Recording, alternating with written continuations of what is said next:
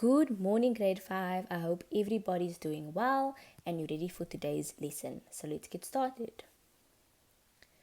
So today we're going to learn how to write a poem, right? So when you're writing a poem, we have poetry tools, right? So just like normal tools, we have poetry tools. So we have line breaks, which is when you write shorter lines. You use metaphors. We use similes, we use personification, alliteration, repetition, and imagery and rhythm, right? So you're more than welcome to pause the screen and read through each tool by yourself, but by now you already know most of them. Okay. So here I have a picture of a tiger, right? And the heading reads, "When I look into the eyes of the tiger." Right. So when you look at this picture, what would you say describes it? Right? If you just had to look at it, you know it's a tiger, it's an animal, but what are the characteristics of this tiger? Let's have a look. So when I look at this tiger, I know tigers are very dangerous and they seem scary, but I also know they're very strong animal, right? If I had to describe the tiger, I would say they have bright eyes, they have dark black vertical stripes, and they have this red orange fur, right? And then, if I had to use a figurative language, I could use alliteration, which we learned about in a previous lesson, and I can say this bright, bold creature, right? As you can see, the first letter, they are both B's, right? So that's alliteration. And then another one I could say is this tiger thinks tough thoughts, right? And there again, I'm describing this tiger using alliteration. Okay, so I just described the tiger to you of how I see it. So here's a small little poem about a tiger.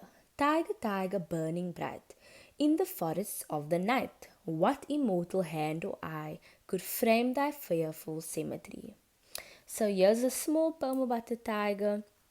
In the poem, we can see there's alliteration in the first line that says tiger, tiger, and also burning bright. And we can also see there's some rhyming with bright in the first line and night in the second line, right?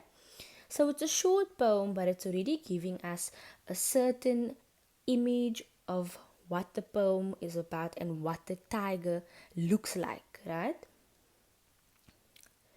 So today we are going to learn how to write a descriptive poem. So in our past lessons, we've been looking at descriptive poems, but today we're going to learn how to write our own one. So can everyone open up their textbooks on page 83? I will read through the page with you and you can just follow. So it says, write your own poem of at least 60 words about a relationship between yourself and an animal or animals. Right, so today we are going to only do the before you write. So we're only doing our planning today. We're not doing our rough or final, we're doing that in tomorrow's lesson. Okay, so how to write a descriptive poem. Step 1, we need to choose an animal you care about. It can be a pet or a wild animal or a pet you would like to have, right? So once you chose your animal, you then go to step 2. Then you choose a theme or idea for the poem. So here's some examples.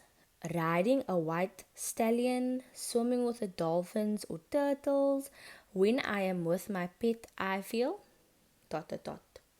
Right, so that's some examples of ideas that your poem can be about, but you can choose your own idea. Also, please remember that you need to copy the slide, right, in your book. Step 3. think about the kind of poem you would like to write. For example, you may describe your feelings for or about the animal, your feelings when you look at the animal, something that happened to you and the animal, or what this animal can teach you and others, right?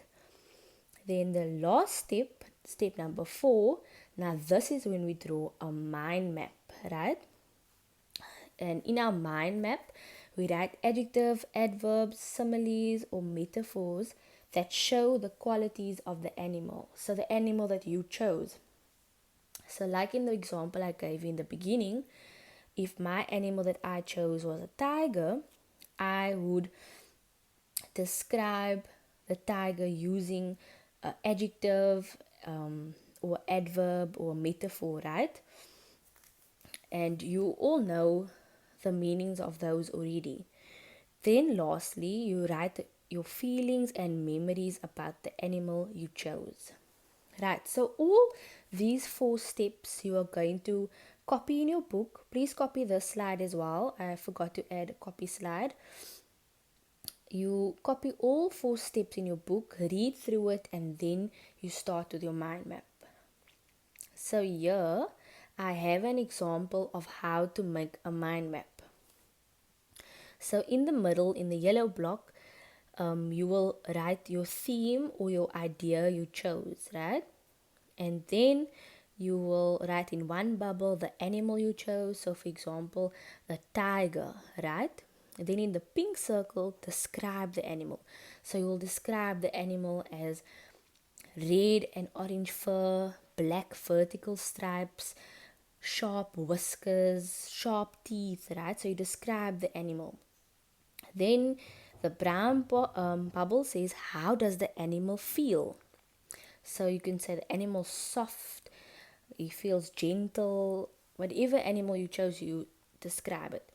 Then it asks, what happens in the poem? So in the yellow bubble, whatever your idea is, you need to say in the bubble what's going to happen in the poem.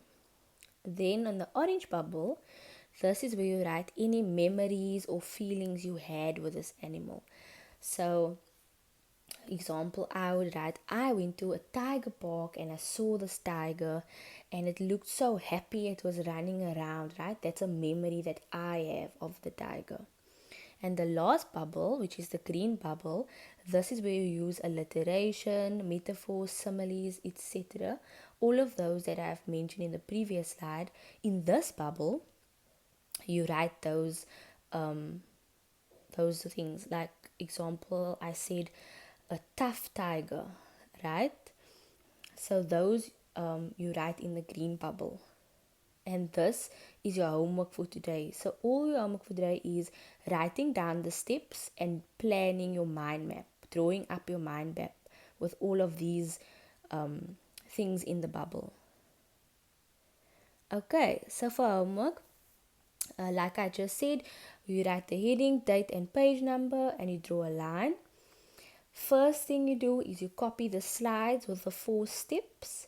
After that, you then draw your mind map only. Only doing a mind map today. No rough draft, no final, just your mind map. About the pet or animal you chose. This must be completed in your English workbook, and homework will be due the 8th of May, which is tomorrow. Okay, so that's all for today's lesson. I hope you enjoyed it, and I'll see you tomorrow. Bye.